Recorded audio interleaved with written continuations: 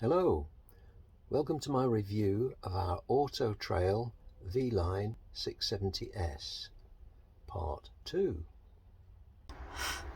Right, in this cupboard is the solar controller for the 100-watt solar panel on the roof, and there's a switch that you can switch between leisure battery and vehicle battery. It's on leisure at the moment. Unfortunately, we park the thing under an oak tree, so we don't get a lot of solar while it's just sitting there. Here goes the ugly. First off, what? No TV aerial? Ah, you didn't order a media pack, sir, which included the TV and aerial. No, we ordered the Lux pack. That was twice the price. My fault. Small print. Missing awning winder. No problem. It will be supplied when you collect the van, sir. Unfortunately, the replacement was so long there was nowhere to stow it. First DIY fix, I had to shorten half of the winder, and even then it has to be stowed in two halves underneath the rear lounge seats. Next, rattles round the windscreen. Took it straight back after driving out of the showroom. Fixed in a few minutes. Oh no, it wasn't. Took me the best part of a day to sort that one out. Right, I've been investigating a rattle that's been driving us mad since we've picked the van up. Something was done on the first day and that seemed to quieten it down.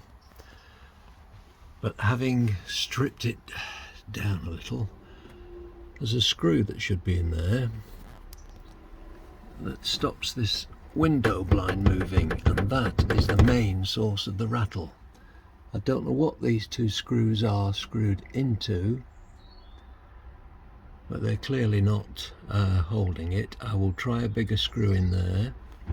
Something else I noticed, that this trim is held on to the window blind frame by Velcro pads. There is only the one in the middle there that's actually attached. The others still have their release agent on. Now I don't know whether this was to make maintenance easier or not. You can't see it there, it's not enough light. But anyway, I will do my best. Right, I've now taken both of the screws out. They just look like they're into plastic, and obviously that is the source of the main source of the rattle. So I will see if I can come up with a solution to that. They definitely don't look like they're screwed into metal, but I will probe it to find out and see if I can put something to stop that in, and obviously fix the rail down. I haven't checked the other side yet. Right, length is not an issue. As you can see, the probe goes in a good distance. However, I still suspect it's only screwing into plastic, which is already given way. Right, I've replaced both screws, one with a fatter one. The other one was not so bad, so I've just put another one in. The mechanism clears the heads as it slides up. There's no problem there.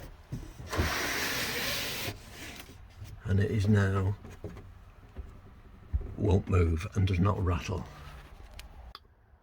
The rear opening window on the passenger side, a major design problem. If you open the sliding door with the window open, well, need I say more? Now to the reversing camera, fitted slap bang onto the backward sloping surface, giving a wonderful view of the gutter above the rear doors and the tops of the rear windows. And a little bit of ground a few feet out, but nothing of the van below. Can it be moved? Oh no, that's how it comes. Can't be moved. Oh yes it can. Not too pretty, but at least I can now see the rubber buffers and a bit more of the road behind. 4 hours and a bit of lathe work wasted. I wonder if there's any wiring for the second camera. I suspect not. Next, a biggie. The fridge kept going out on gas and sounded like a blowtorch that would keep you awake at night, if it stayed lit. Oh, they all sound like that. No, they don't. There's a label inside the fridge and in the instructions that says silent. And I had one of these in our last van, and it never made a noise like that. Eventually, a new burner was fixed, and it fixed it okay. A result. Well done, the dealers. Rear passenger seat. Big gap between the backrest and the seat base on one side. Screws torn out of the hinge into the seat base. That was before we collected it. Well, what do you expect with half-inch screws in 5mm MDF? Solution? Give it a good thump into place and comments like, "Oh, it wouldn't bother me, sir," and "Well, you have bought the base model." Well, I removed the hinges altogether and fitted a wooden batten to locate the seat base. At the same time, I added access door to the front face of the cupboard so that we could get shoes in and out easily. The dining table mod. This had me concerned for a while as we couldn't live with it as supplied. It had a rectangular end that encroached into the passage to the front seats. Everyone we asked about reprofiling, and I took it to a few places, said impossible as it was a hollow construction. The corners were profiled in the first place, thought I, so I bit the bullet and put it to the bandsaw. No problem.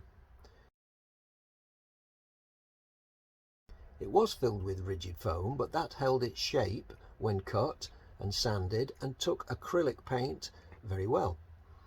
I will locate some suitable edging later, but in the meantime it has transformed the usability of the table, both open and closed. Rear door blind. More disassembly to investigate.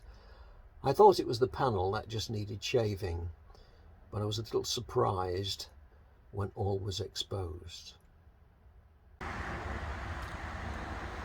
Right, investigating why the blinds on this door were catching, I removed this trim and came across this wonderful piece of engineering here. So there we go. And that's the reason the blinds were catching, because it's not screwed home. I am a bit concerned about the build quality of this van. The insulation in the doors, they've insulated where they can see, but if you look up there, the insulation actually stops before the top of the door. So by my reckoning,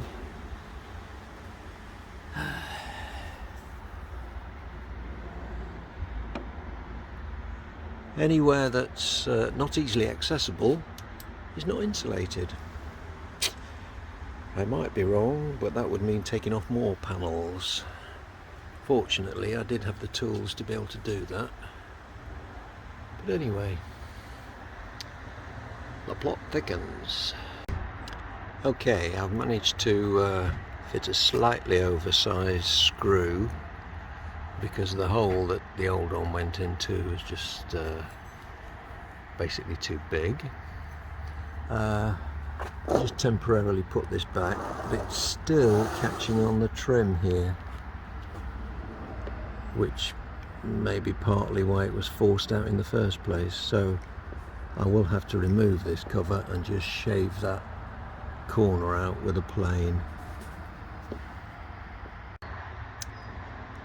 If you look closely, you can actually see that the blind's not even square, not even screwed in square.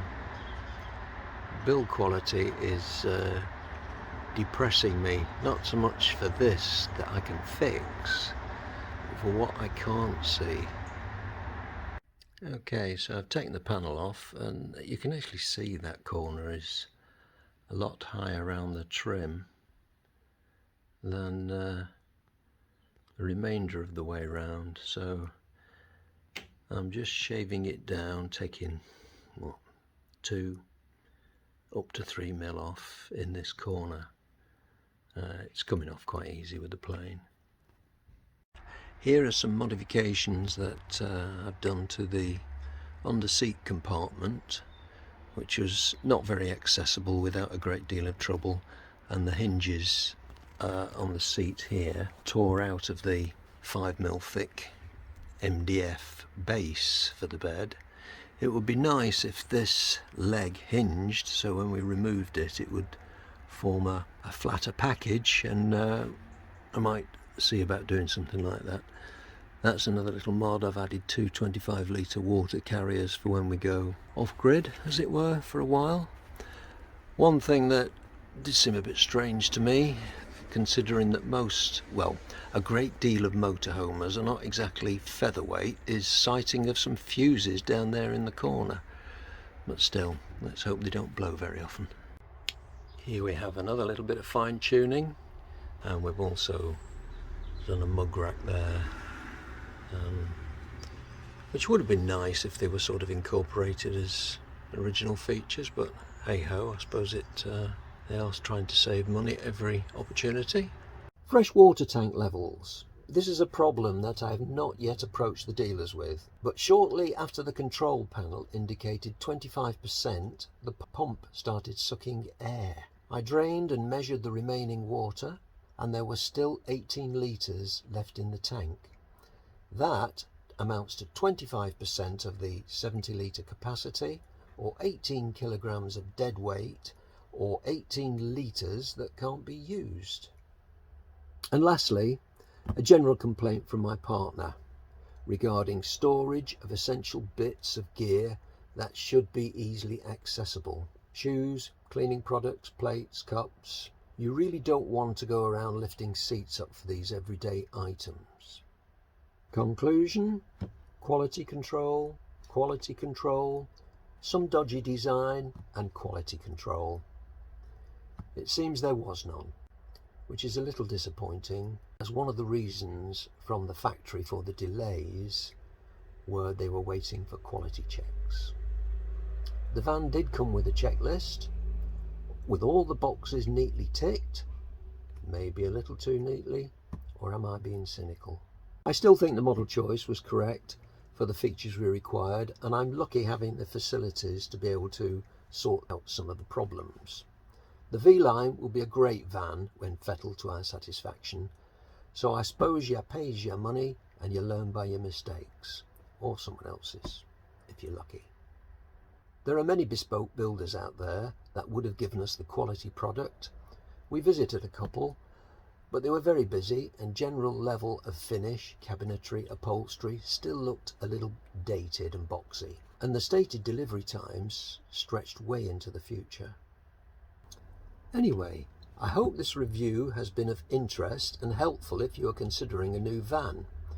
Of course, the other option is a low mileage used van that will have had all the problems sorted out and probably have been fitted with a few expensive extras. So good luck, happy motorhoming, and cheerio.